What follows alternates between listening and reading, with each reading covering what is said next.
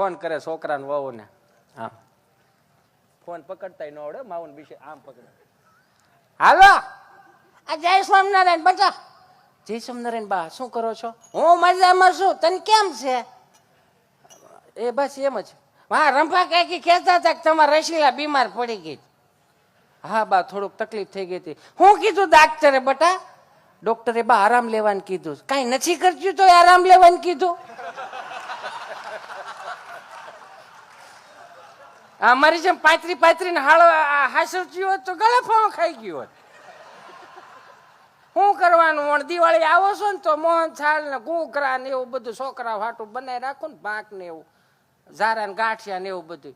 ના બા, એવું કઈ નથી કરવાનું. કેમ નથી કરવાનું? છોકરા ભૂખ્યા થાય ખાવા શું દેવો? મમરા થોડા બટા પેટ ભરાય. અને હવે છોકરા જો માંડવી ગળે નથી ખાતા, ન કરે એમ થાય કે હાલો બિચારાને પેટ ભરાય.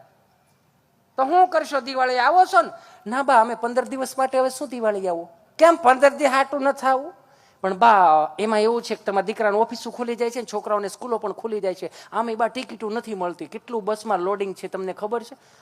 કાંઈ લોડિંગ નથી. આ વલ્લભ દાદા છોકરા ની આવ્યા, બસે આખું ફળિયું ભરી દીધું પરદાનું.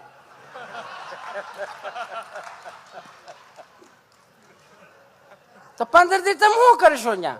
એમ તો બા 15 દી અમે કુનુ મનાલી જઈએ છીએ ને, તો ત્યાં કુનુ મનાલો શું હોય બા? ત્યાં બરફ ને એવું બધું હોય.